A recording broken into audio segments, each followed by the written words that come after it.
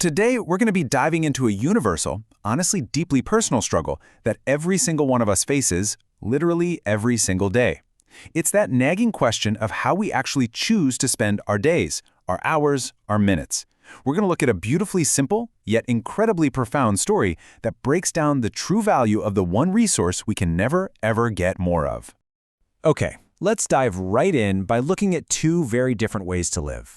We've got the sort of hollow, fleeting feeling of passive comfort on one side, and the deeply rewarding, enduring drive of active purpose on the other. You know, we so often find ourselves caught right between these two, right? We're drawn to the ease of just doing nothing, but at the same time, we're yearning for that fulfillment of doing something genuinely meaningful. The story we're looking at today captures that exact tension perfectly. Section 1. The cost of comfort. So picture this, a small, quiet village. And living there is a father carrying that heavy, quiet concern that really only a parent can understand. His son lived a life of absolute passive comfort. I mean, he was careless, he never worked, and instead of, building a life or helping out his family, he just wandered the village all day long, just avoiding responsibilities entirely. He was totally wasting his days, severely lacking in any kind of care or purpose. Section 2. The father's test.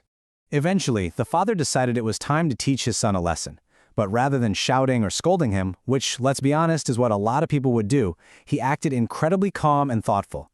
He gently pulled a pocket watch from a cupboard, handed it to his son, and gave him a very specific instruction. He told him to take the watch down to the market, show it to people, and ask everyone how much they thought it was worth. The boy just nodded, grabbed the watch, and headed out into the village. Now, down at the market, the very first person he ran into took a look and valued the watch at 500 rupees. He kept walking, showed it to someone else, and well, this person examined the watch and offered a totally different price, valuing the physical object at 800 rupees. And then, yet another person offered 1,000 rupees. The boy quickly realized that literally everyone was giving him a different price. So he heads back home, reports all these varying numbers to his dad. And the calm father? He just smiled. He didn't offer any big explanation at all. He just told his son to put the watch back in the cupboard. Section 3. The impossible question. The very next day, the father asks his son to go right back to the market with that exact same watch. But this time around, he gave a really curious instruction. He shifted the focus entirely away from the physical object itself and onto the invisible concept of time. He told his son, "Don't ask the price of the watch, ask people the price of the time inside this watch." Now, as you can imagine, the boy was deeply confused, but he obeyed and headed back to the market.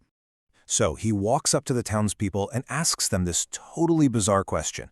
And man, the reaction was harsh. People looked at him so strangely. Some outright laughed right in his face, called it a foolish question, and basically just demanded he go away. The poor boy felt incredibly embarrassed and deeply sad. It seemed like absolutely no one understood what he was actually trying to ask. Section 4. The shopkeeper's wisdom. Just as the boy was feeling, entirely defeated by all this, he stopped at a tiny shop where an old shopkeeper was busy repairing watches. He walked up and asked his confusing question one more time. But the old man, he didn't laugh. Not at all. He kindly paused his work, looked at the boy with this really warm smile, and softly delivered what would become the most important lesson of this young man's entire life. He said, "Son, you cannot put a price on time. You can give millions of rupees, but you cannot buy back even 1 second of your life. Time, once lost, can never return." The old man went on to share this really incredible philosophy. He explained that time actually has one bad trait and one good trait. The bad thing is that it constantly passes, right? It just never stops. But the good thing is that you have the absolute power to choose exactly how to spend it. He reminded the boy that everyone in this world, whether they are the richest of the rich or the poorest of the poor, they all share the exact same 24 hours in a day. Section 5. Your ultimate currency. Listening to the watchmaker, you could just see the boy's eyes fill with understanding. It was a real game changer. The lesson finally clicked. He rushed all the way home to his incredibly proud father, and from that day forward, his life changed completely. He stopped wandering aimlessly around the village. He started waking up early, utilizing every single moment he had. Over the weeks, he began studying. Within months, he was working really hard, eventually abandoning that lazy lifestyle entirely to become a highly disciplined young man. He finally, truly understood the value of every passing moment. Now let's bring this right back to you and me. Because honestly, the boy in that village isn't so different from us. I mean, look at these common time traps we all fall into. Procrastination, wasting countless hours on endless digital distractions, always delaying our real goals for tomorrow or, someday. These are absolutely relatable habits we all struggle with today. But here's the thing. When we give into these traps, we are doing the exact same thing the boy did when he just wandered the village.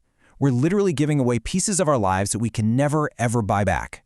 Time is totally free for everyone, sure, but it is utterly priceless. You can't buy it, but you can use it.